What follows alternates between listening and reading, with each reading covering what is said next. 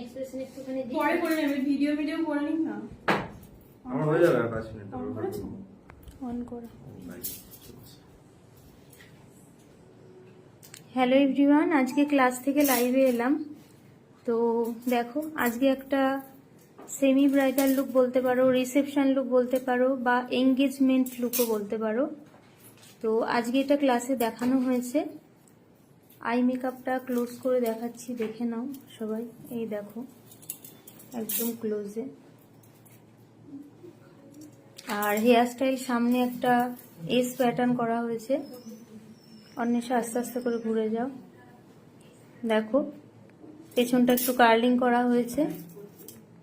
তো আজকে দেখো শাড়িও পরানো হয়েছে একটু ইউনিক স্টাইলে।